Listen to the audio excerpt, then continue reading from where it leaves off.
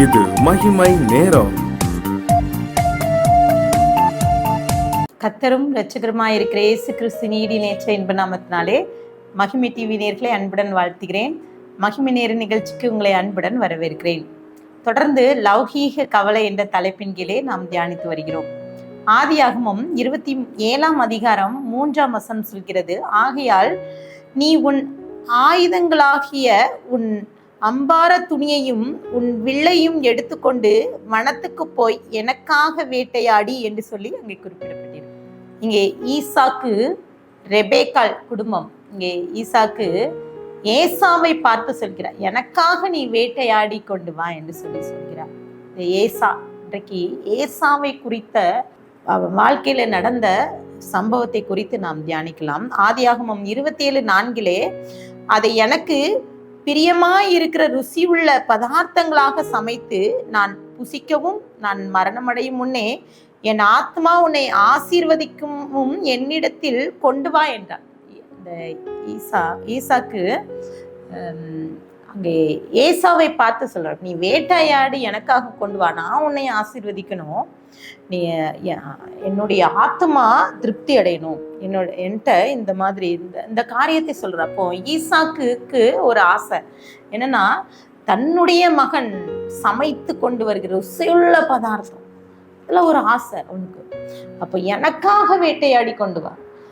அது மாத்திரம் இல்ல, ரெபேக்காள் அவர்கள் குடும்பத்துல பார்த்துங்க, தகப்பன் ஏசா மேல பிரியமா இருக்கிறார்.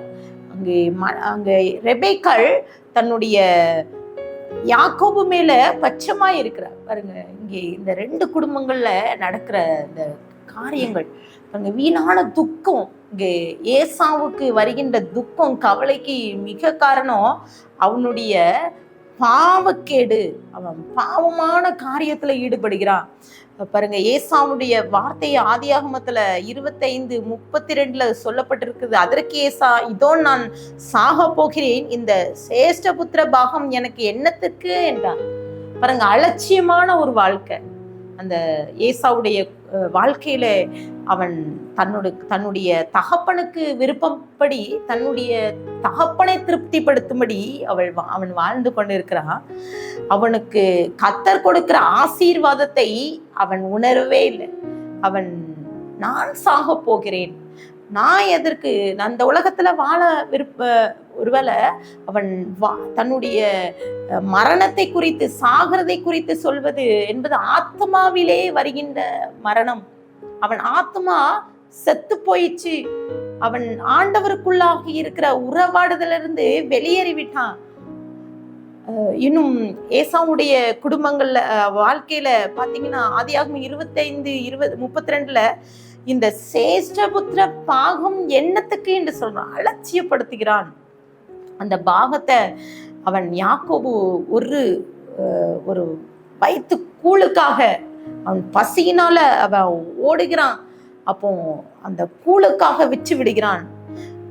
எபிரேயர் 12:16 ஒரு வேளை போஜனத்துக்காக தன் சேஷ்டபுத்திர பாகத்தை விற்று போட்ட ஏசாவை போல சீர்கெட்டவனாகவும் இராதபடிக்கு எச்சரிக்கையா இருங்கன்னு சொல்லி போட்ட சீர்கெட்ட ஒரு வாழ்க்கை.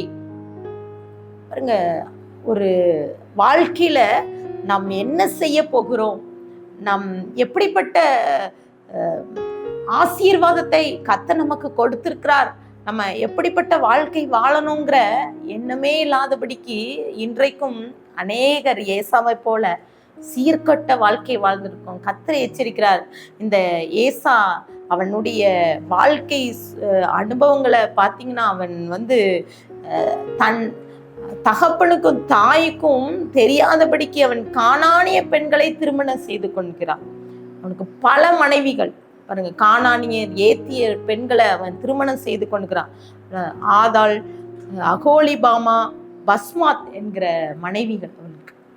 அவள் கானானிய பெண்ணை திருமணம் செய்ய, பாவத்துக்கு மேல பாவம் செய்யறான். அதனாலதான் அவன் சொல்றான், என் ஆத்மா, நான் மரணத்துக்குள்ளாக போகிறேன், நான் சாகதான போகிறேன், இந்த ஆசீர்வாதம் எனக்கு, இந்த சேஷ்டபுத்திர பாகம் எனக்கு என்னத்துக்குன்னு சொல்றான். ஆனால் யாக்கோபு வஞ்சிக்கிறான், அவன் ஆசீர்வாதத்தை எடுத்துக்கொள்கிறான். பாருங்க, ஒன்றுமே இல்லாதபடிக்கு அவன் கதறி அழுகிறான். இன்றைக்கு இப்படிப்பட்ட சூழ்நிலையில அநேக கிறிஸ்தவர்களாகிய நாம் இருக்கிறோம். அலட்சியமான ஒரு வாழ்க்கை. கர்த்தர் நமக்கு கொடுத்திருக்க ஆசீர்வாதத்தை நாம் நினைத்து கூட பார்ப்பதில்லை.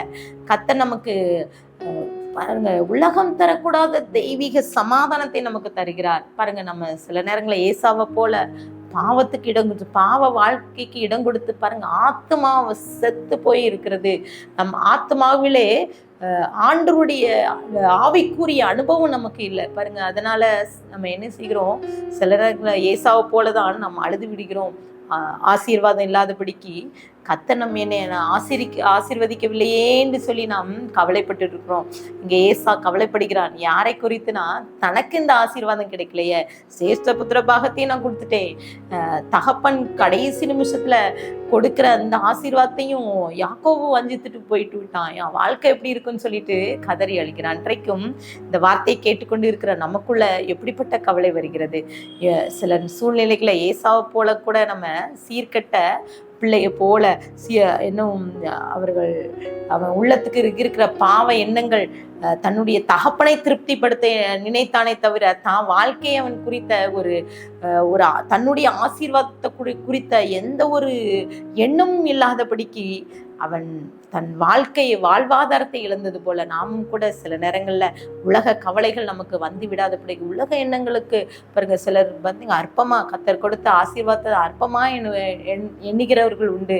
கர்த்தர் கொடுத்த ஆசீர்வாதத்தை பாருங்க வீணாக்குகிறவர்கள் உண்டு. வீணான காரியத்துக்கு இடம் கொடுத்து பாருங்க இழந்து எல்லா செல்வ செழிப்புகளும் இழந்து துக்கப்படுகிறவர்கள் உண்டு. ஏசாவை போல இன்னைக்கு ஆண்டவர்கிட்ட கேட்கலாம், ஆண்டவரே எங்களுக்கும் இப்படிப்பட்ட சூழ்நிலைகள் இதுல இருந்து எனக்கு சீர்கெட்ட ஏசாவை போல இல்லாதபடிக்கு நாங்க வீணான கவலைகளுக்கு இடம் கொடுக்காதபடிக்கு கர்த்தர் எங்களுக்கு ஆசீர்வாதத்தை கொடுத்தார், நன்மையானதை கொடுத்தார், அதிலே நாங்கள் திருப்தியா இருக்கணுங்கிற எண்ணத்தை எங்களுக்கு கொடுங்கன்னு சொல்லிட்டு ஆண்டவர்கிட்ட ஒப்பு கொடுத்து ஜெபிக்கலாம்.